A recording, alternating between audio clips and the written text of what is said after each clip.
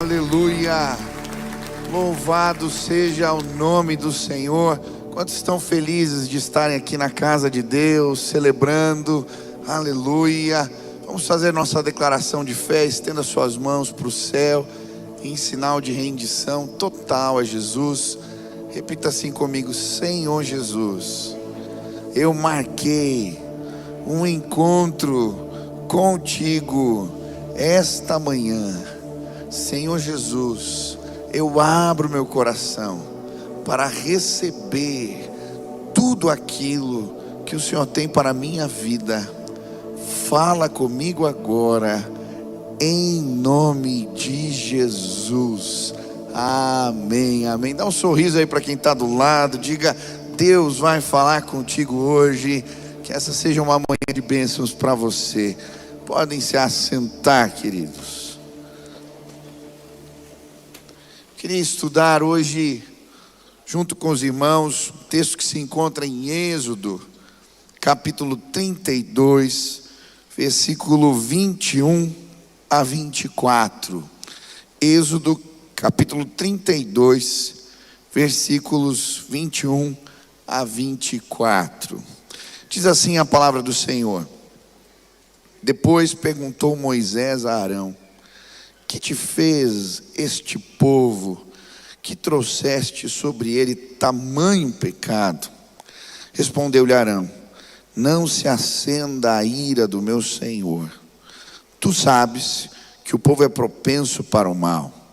Pois me disseram: Faze-nos deuses que vão adiante de nós.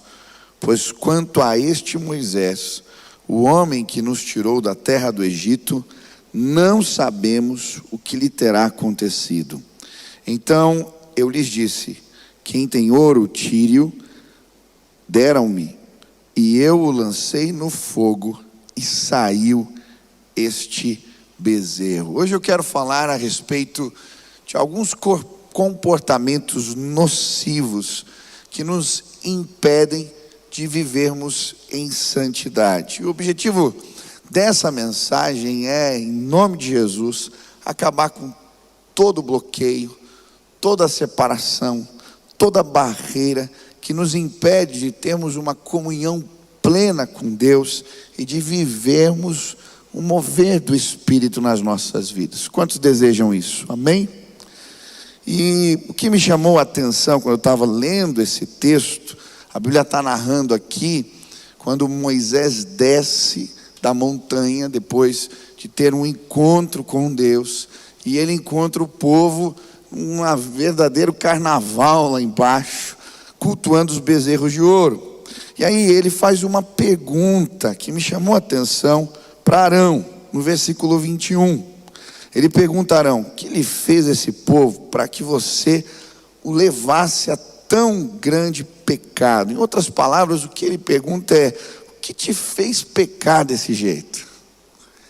E é exatamente a respeito desta pergunta que eu queria meditar junto com os irmãos hoje de manhã. O que nos faz pecar? Porque existem determinados maus hábitos, comportamentos que insistem em aparecer na nossa vida. Como nós podemos tratar os pecados recorrentes? Tozer vai dizer: santos sem santidade são a tragédia do cristianismo. Gregory Friesel escreveu um livrinho, Retorno à Santidade. Quem já leu esse livro, Retorno à Santidade? Se você não leu, vale a pena. É um livrinho de fácil entendimento, e ele ministra na nossa vida. E ele vai dizer assim: até que lidemos plenamente com o pecado em si, nossos melhores esforços serão como tentar curar um câncer com um band-aid. Até que se trate efetivamente o pecado, o Espírito de Deus permanecerá apagado em nossas igrejas. Eu creio que muitas vezes, no meio do dia a dia, da correria da vida, nós perdemos a noção de quão sério é viver ou praticar o pecado. E por isso muitas vezes estamos tratando cânceres com um band-aid.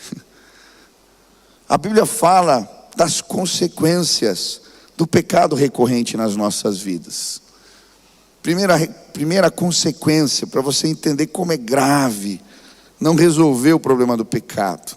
A Bíblia vai dizer que determinadas doenças e enfermidades, elas são fruto de pecados não resolvidos na nossa vida.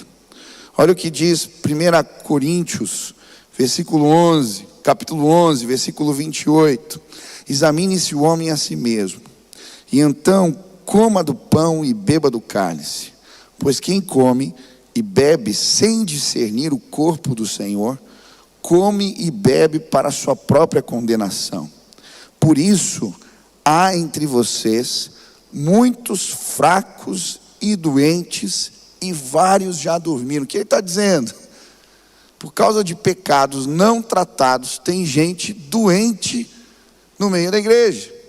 Eu lembro de uma situação que eu atendi, que Deus mostrou claramente. Eu atendi aquela pessoa, e quando ela confessou o pecado, nós oramos pela enfermidade que ela tinha, e ela foi curada, liberta. Existem doenças que são frutos de pecados não confessados. Outra consequência grave, a comunicação com Deus fica interrompida. Olha o que diz Salmo 66, versículo 18. Se eu acalentasse o pecado no coração, o Senhor não me ouviria. Isaías 59, versículo 1 e 2. Vejam, o braço do Senhor não está curto, para que não possa salvar, e o seu ouvido tão surdo, para que não possa ouvir, mas as suas maldades separam vocês do seu Deus. Os seus pecados escondem de vocês o rosto dele, e por isso ele não os ouvirá. Quem já orou aqui, parece que a oração não passa do teto. A impressão de que as respostas não chegam. Pode ser que um dos motivos sejam pecados não tratados. A Bíblia fala da bênção financeira interrompida. E se você ler os profetas menores, Malaquias, Oséias, vários, Joel, eles vão falar: vocês plantam e colhem pouco, vocês arrecadam e parece que guardam em sacos furados, porque de alguma maneira os pecados não tratados interromperam a bênção. Eu não estou falando que toda a pobreza ou toda miséria, mas eu estou dizendo que às vezes bênçãos foram interrompidas. A Bíblia diz também que por causa do pecado recorrente, nós perdemos a autoridade espiritual. Tiago, capítulo 5, versículo 16, ele fala: a oração do justo pode muito em seus efeitos. Quando deixamos a vida nos levar e somos tomados pelo pecado, perdemos a autoridade. A Bíblia também fala do discernimento espiritual. A gente perde a sensibilidade. A gente não consegue mais discernir entre o que é certo e errado. E a Bíblia usa algumas expressões. Ela fala do coração endurecido. São vários textos. O faraó, ele perde a noção, ele perde o discernimento. Por isso precisamos tratar o pecado com seriedade na nossa vida. Não é um probleminha, uma mentirinha, uma fofoquinha, um problema natural da idade. Não. Pecado é coisa séria e nos impede de vivermos o sobrenatural de Deus nas nossas vidas.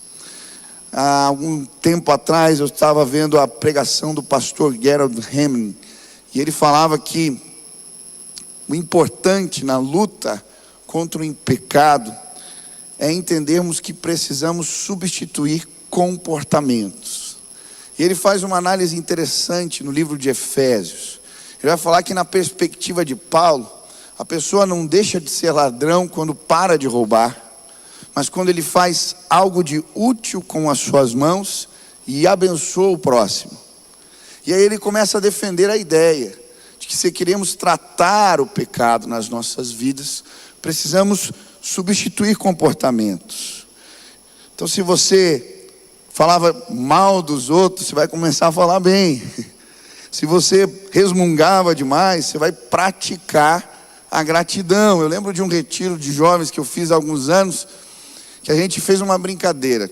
Toda vez que a pessoa murmurasse, reclamasse de algo, todo mundo andava com adesivo e a gente tinha que colar assim, ó, murmurou. E foi impressionante porque no final do retiro, daquele dia, foi só um dia que a gente fez isso, não tinha ninguém sem um adesivo. A gente reclama de tudo. É da fila, é da comida, é disso, é daquilo outro. E quando a gente começa a perceber e substituir comportamentos, a nossa vida começa a mudar. Quem já fez regime aqui mal sucedido? Levanta a mão. Ufa, obrigado. Só isso. Esses dias eu subi na balança, falei, eu preciso vender essa balança, não presta. Muitas vezes a gente tenta resolver o problema do peso e faz regime radical, assim. Você já deve ter feito e não dá certo. Eu lembro de um que eu fiz, eu cortei tudo. Eu lembro que quando chegou de madrugada, não tinha comido quase nada. Eu acordei lá pelas 3 horas da manhã e eu estava com tanta fome. O que eu encontrei foi uma lasanha congelada e Coca-Cola na geladeira. Acabou com o regime. Você sabe que o regime que dá certo envolve substituir comida ruim por comida boa, saudável. Você tem que comer muito, mas comer direito. E é mais ou menos isso que acontece com a nossa vida espiritual. Precisamos substituir comportamentos nocivos por comportamentos que nos abençoam.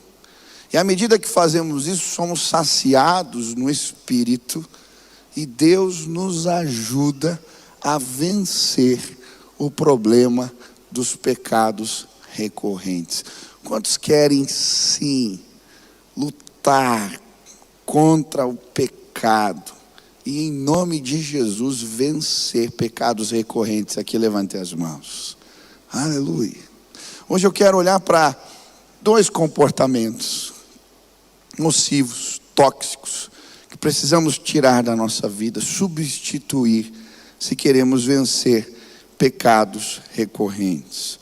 O primeiro, eu chamei aqui de medidor de culpas quebrado. No versículo 22, então respondeu Arão: não se acenda a ira do meu Senhor, tu sabes que este povo é inclinado ao mal. Primeiro comportamento que precisamos substituir nas nossas vidas, se queremos vencer pecados recorrentes, é o comportamento que envolve transferir a culpa, jogar a culpa no outro, apontar o dedo. É muito interessante o que Arão faz aqui. Quando Moisés o confronta, ele diz: olha, a culpa é desse povo, propenso para o mal. Eu não tenho nada a ver com isso. Mas a verdade é que Arão havia fabricado o bezerro de ouro com as suas próprias mãos. Ele mesmo estava diretamente comprometido com o pecado agora que tomava forma no meio do povo. O medidor de culpas de Arão estava quebrado. Eu creio que, de alguma maneira, na maioria de nós, o medidor de culpas está quebrado. Eu lembro que alguns anos atrás eu comprei um carro, contei isso ontem. Comprei um carro num leilão e o preço estava bom e eu falei, vou arriscar. Comprei o carro. E chegou o carro, eu chamei um mecânico, amigo meu, para dar uma olhada no carro. E ele investigou tudo, olhou minuciosamente. E depois de investigar o carro, ele disse: parabéns, pastor, você fez um belo negócio. O carro está inteiro, 100%. Eu falei, beleza. Aí saí para andar com o carro. E eu lembro, um dia eu estava subindo uma ladeira, no meio de uma avenida, era assim, íngreme. E aí o carro começou a engasgar e parou. Falei, ai meu Deus. Aí, tentar resolver o problema. Sabe qual era o problema do carro? O medidor de gasolina estava quebrado. Muitas vezes o medidor de culpas nas nossas vidas está quebrado. Isso faz a gente parar, estacionar na vida espiritual. Porque ao invés de nos responsabilizarmos e tratarmos aquilo que precisamos tratar, a culpa é sempre do outro. Você sempre chega atrasado e a culpa é do trânsito, é de alguém. Você deixa para a última hora e a culpa é de tudo e de todos, menos sua. E sabe, eu creio que isso é uma herança adâmica. Você vai ver esse processo desde a criação. Em Gênesis, quando a mulher é confrontada, ela vai pôr a culpa na serpente. E depois, quando Adão é confrontado, ele vai pôr a culpa na mulher. E isso vira um ciclo que passa para os filhos. Caim, quando mata o irmão, antes, a Bíblia vai dizer que Deus o visita. Ele tinha dado uma oferta que não agradou ao Senhor, e o Senhor vai o visitar. O Senhor diz: por que você está furioso? Se fizer o bem, não será aceito, mas se não fizer, saiba que o pecado ameaça a porta. Ele deseja conquistá-lo, mas você deve dominá-lo. Deus está falando com ele. Cuidado, você está culpando o seu irmão e não tem nada a ver com ele. E sabe, nós somos peritos em encontrar vilões, fabricar vilões. É impressionante. É exatamente isso que Caim faz aqui. Ele transforma o irmão num vilão a ponto de querer matá-lo. Esses dias eu cheguei na sala de casa e a parede estava toda riscada. Eu olhei, estava o Benício e a Nina.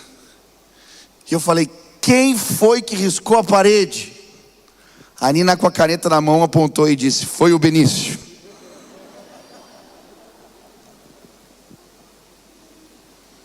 Nós fazemos assim, criamos os nossos vilões. É o governo, é o pastor, é a mulher, são os filhos. E a gente não se responsabiliza por nada. É como Arão, com a mão suja. Tinha acabado de fazer o bezerro e está falando: a culpa é do povo. Meu irmão, quando o medidor de culpas está quebrado na nossa vida, ele revela a nossa imaturidade. Hoje, em nome de Jesus, bate no peito e diz: a responsabilidade é minha, a culpa é minha. Se o teu casamento não vai bem, a culpa é sua. Se você vive refém dos mesmos pecados há anos, não é culpa do teu passado, dos traumas que você viveu, a culpa é sua. Bate no peito e resolve. Enquanto nós nos responsabilizarmos, seremos dominados pelo pecado. Em nome de Jesus, hoje você vai sair daqui determinado a dizer: acabou. Eu não sou mais um viciado em pornografia. Eu vou tratar esse problema. Eu não sou um cara intempestivo que não sabe se controlar. Eu não sou um cara que está sempre endividado. Eu vou tratar. Não é culpa dos outros, não é culpa da situação, é meu problema. E quando a gente toma atitude, eu lembro de um jovem que eu atendi e ele sempre estava metido em confusão. Um dia eu falei: cara, o que está acontecendo? E aí ele começou a contar as suas dores, os seus traumas. Eu falei: ótimo, você vai em tal lugar, você vai fazer isso, você vai fazer assim, a gente vai tratar esse problema. Queridos, em um ano aquele jovem foi completamente liberto, porque ele enfrentou. Para de se esconder, bate no peito. Mas pastor, qual o comportamento que eu substituo então? O medidor está quebrado, como é que eu conserto?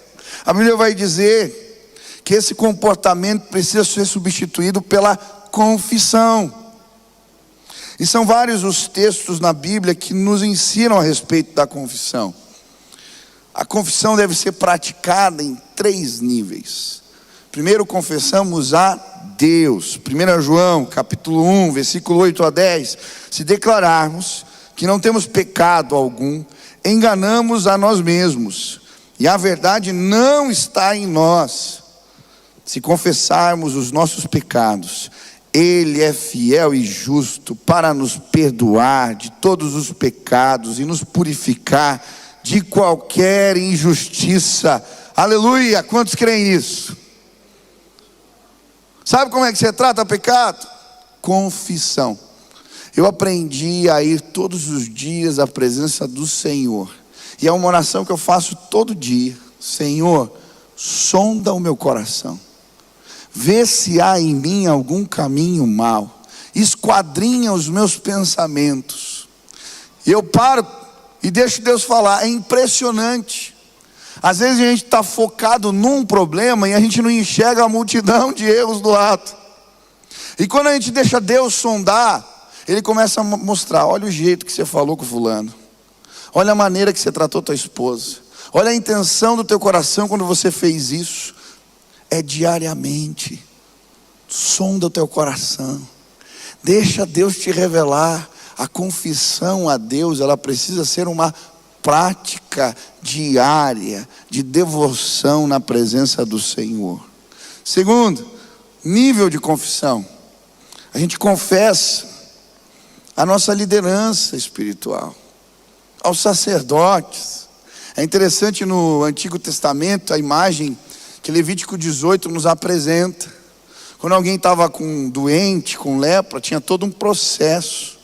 Ele tinha que sair do arraial, ele tinha que ser tratado. Mas quando ele voltava no sacerdote, esse pegava o sangue do cordeiro e colocava na ponta da orelha, na ponta do dedão da mão e na ponta do dedão do pé. Ele confessou, deixou tratar, o remédio veio e ele foi coberto pelo sangue. Olha que mensagem. Quando procuramos a ajuda de pessoas que são mais maduras espiritualmente do que nós, e pedimos a elas que intercedam por nós, o sangue do Cordeiro é derramado nas nossas vidas e Deus nos trata. Você já conversou com alguém sobre algumas práticas que constantemente reaparecem na sua vida? Você já procurou a ajuda de um líder espiritual mais maduro? Meu irmão, em nome de Jesus, Deus quer te curar. Hoje Ele está te dizendo: está quebrado aí o ponteiro, não está funcionando bem. Em nome de Jesus, trata. Terceiro nível de confissão, a igreja. Tiago 5,16. Portanto, confessem os seus pecados uns aos outros, orem uns pelos outros para serem curados. A oração de um justo é poderosa e eficaz. Existem situações que nós temos que procurar a igreja, situações que vamos tratar. Não é um líder, mas um grupo às vezes. Às vezes o pecado se tornou público, e aí a gente não confessa, mas tem vergonha, e aí para de vir na igreja. A Bíblia diz que a confissão gera cura. Quem quer ser consertado aqui? Bate no peito e diz: a culpa é minha. Senhor, me ajuda a tratar. Amém? Quantos querem consertar o medidor quebrado aí? Aleluia. Segundo comportamento, e eu vou terminar, meu Deus, voou o tempo, Jesus. Versículo 24. Então eu lhes disse: quem tiver enfeites de ouro, traga-os para mim. O povo trouxe-me o ouro e eu joguei no fogo e surgiu esse bezerro.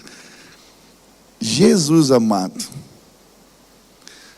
Olha que desculpa esfarrapada. Segundo comportamento tóxico, os bezerros de ouro escondidos dentro de nós. Moisés está confrontando Arão: o que você fez? Eu não fiz nada. Eu só joguei o ouro assim no fogo e apareceu do nada esse bezerrinho aí, olha, surgiu. Tomou forma. Que coisa do capeta essa, né? Meu Deus. Como assim? Na verdade, os bezerros de ouro já eram realidades na mente e no coração de Arão. E é interessante a gente entender de onde que surgiu esse negócio de bezerro de ouro.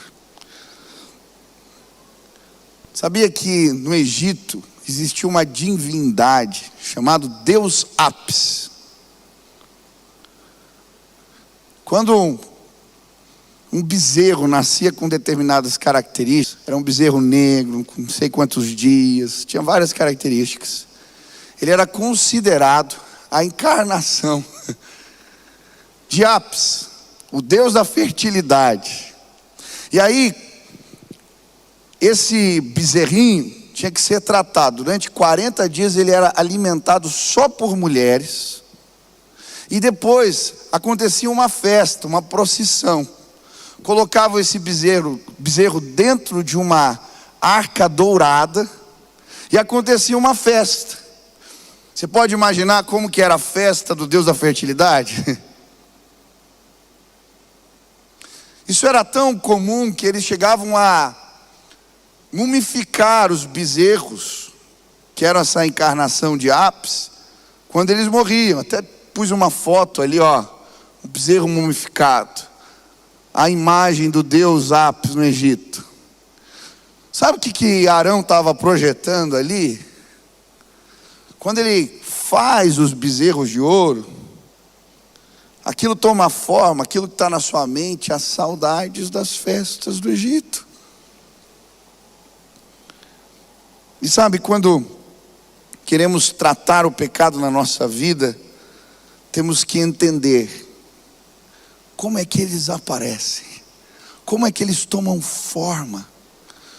A Bíblia vai dizer em Tiago, capítulo 1, versículo 15: então a cobiça, tendo engravidado, dá à luz o pecado, e o pecado, após ter sido consumado, gera a morte. Começa tudo com uma cobiça, com um desejo. E meu irmão, eu preciso te dizer, infelizmente, provavelmente você e eu estejamos grávidos de um bezerrinho, nada bonitinho. Começa com um desejo, com uma ideia. E nós vamos alimentando esses desejos inconvenientes, até o ponto que eles tomam forma, se tornam em paixões incontroláveis. E quando a oportunidade aparece, eles causam destruição. A maioria dos pecados de adultério que eu tratei começaram exatamente assim. Uma ideia, uma projeção. Ele me trataria melhor, com ela seria diferente. E aí essas ideias vão ficando cada vez mais fortes e recorrentes, até que se transformam em desejos incontroláveis. E aí vem a oportunidade. Embora saibamos as consequências, a gente não controla mais, porque o bezerrinho de ouro está gritando dentro da gente. Cuidado. O que você tem alimentado no teu coração? Cuidado. Que tipo de pensamentos, de bezerrinho você tem dado comida aí no teu entendimento? Cuidado. Se você não substituir esses comportamentos, você vai entrar numa rota de autodestruição. Cuidado. E são vários os tipos de bezerros que alimentamos no nosso interior. A maioria das depravações sexuais, a maioria das relações que envolvem a sexualidade que a Bíblia condena, elas têm a ver com isso. A busca por enriquecimento ilícito. Eu começo a olhar e ver e observar as fotos dos artistas, dos famosos. É carrão, é casona, é casarão. E eu começo a achar, eu também mereço. E de repente eu me perco. As mágoas e ressentimentos são bezerros que alimentamos. São ideias que damos corda. E elas vão tomando forma. Quantas pessoas vivem uma dependência emocional, relacionamentos abusivos, porque alimentam ideias que lhes fazem mal. Mas pastor, como eu me liberto? Como eu faço isso parar? Como eu interrompo esse ciclo? A palavra de Deus nos ensina, 2 Coríntios capítulo 10, versículo 5. Destruímos argumentos e toda pretensão que se levanta contra o conhecimento de Deus, e levamos cativo todo pensamento para torná-lo obediente a Cristo. Em nome de Jesus, você vai matar o bezerro de ouro de inanição. Sabe por quê? Quando vier o pensamento, a ideia, você não vai alimentar, você pega e leva cativo a Jesus. Eu lembro de um jovem que estava vencendo a pornografia, ele já era casado, e ele entendeu esse valor da palavra. Sabe o que ele fez? Ele colocou uma foto da família na carteira. Toda vez que ele era tentado nessa área, ele abria, punha a foto, olhava e falava: eu não vou destruir aquilo que Deus me deu. O inimigo não vai roubar a bênção. Senhor, eu levo cativo essa ideia, esse pensamento. E aí ele começou a tratar na raiz o problema. Ele foi liberto. Em nome de Jesus, tua vida vai mudar. Deus vai matar os bezerros de ouro escondidos dentro de nós. Segunda lição e segunda dica: você quer vencer, quer matar os bezerros? Quantos desejam isso? Eu quero. Colossenses 3, versículo 1 a 3. Portanto, já que vocês ressuscitaram com Cristo, procurem as coisas que são do alto, onde Cristo está sentado à direita de Deus. Mantenham o pensamento nas coisas do alto e não nas coisas terrenas, pois vocês morreram e agora a sua vida está escondida com Cristo em Deus. Aleluia. O que ele está dizendo? Encha a tua mente com as coisas de Deus. Encha a tua mente com as coisas do alto, e os bezerros não vão ter lugar. Eles vão morrendo devagarinho, eles vão desaparecendo. Eles morrem porque não tem espaço para eles. Sabe, alguns pecados recorrentes na minha vida, eu só consegui resolver, tratar, quando eu comecei a orar todo dia, quando eu enchi minha casa de louvores, quando eu estabeleci práticas que me ajudavam a encher a minha mente com as coisas do alto. Meu irmão, eu preciso orar todos os dias, eu preciso ler a palavra todos os dias, eu preciso adorar a Deus todos os dias, eu preciso, porque quando eu paro de encher a minha mente com as coisas do alto, os bezerros começam a gritar, eles aparecem, eles incomodam. Em nome de Jesus. Quantas vezes eu li essa história e dizia: como que Arão pôde fazer um negócio desse? É simples. A verdade é que todos nós podemos fabricar bezerros de ouro. Basta não cuidarmos da mente. Hoje, na autoridade do nome de Jesus, eu vim aqui para dizer: você vai vencer o pecado na sua vida. Eles não serão recorrentes mais, serão apenas acidentes de percurso. Deus vai te livrar. Deus quer levantar uma igreja santa, pura, restaurada. Ele tem coisas novas para fazer na minha e na sua vida. Ele tem coisas novas para fazer na sua casa. Ele quer se revelar a mim e a você, em nome de Jesus. Hoje a gente vai arrumar o medidor de culpas E a gente vai tirar os bezerros que estão escondidos. E Jesus vai nos levar a este lugar que a Bíblia chama de vida plena, vida abundante. Aleluia. Quantos desejam isso aqui? Se Deus falou contigo, você está dizendo: Pai, eu quero tirar os comportamentos tóxicos.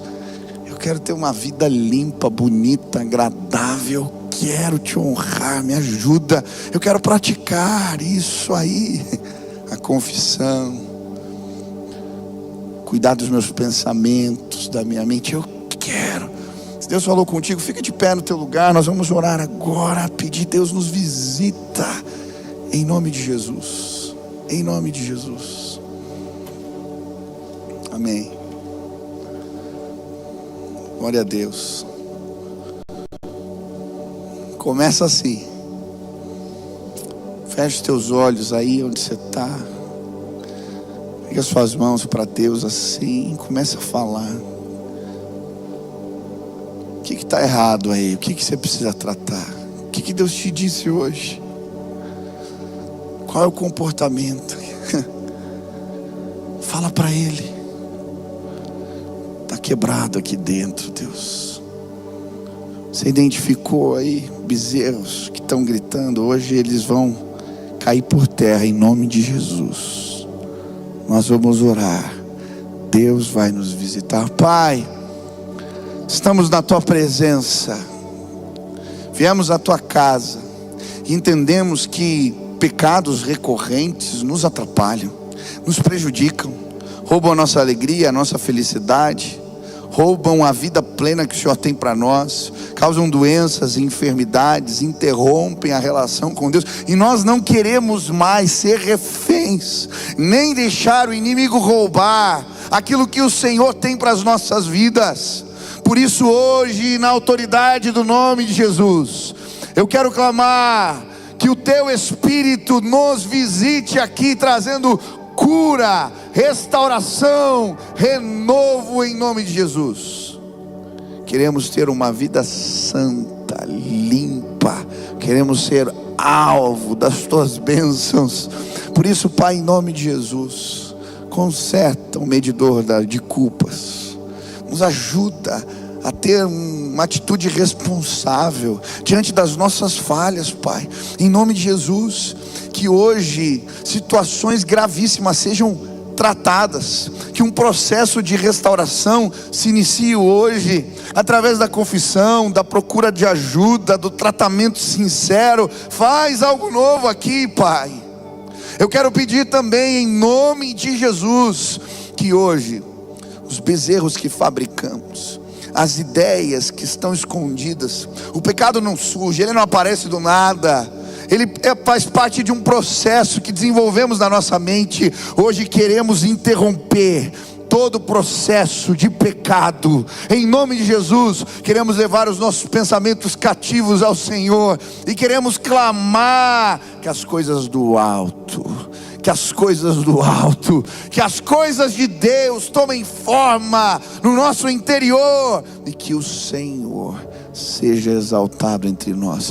Limpa a Tua igreja, limpa a Tua noiva, restaura, adorna, Pai. Nos dá famílias saudáveis, casamentos saudáveis, vidas sim ilibadas. Queremos ser cheios do Teu Espírito. Pai, visita a Tua igreja hoje. Que os meus irmãos sintam fluir do Espírito à medida que tratam pecados. Que o Senhor nos renove hoje. Que o Senhor nos renove hoje. Que o Senhor nos renove esta manhã. Essa é a nossa oração, em nome de Jesus. Amém. Lançando o meu canal no YouTube, e queria te convidar para se inscrever. Toda semana conteúdo novo, mensagem nova, uma oportunidade de você crescer no conhecimento da palavra de Deus. Se inscreve, participe, que Deus abençoe sua vida.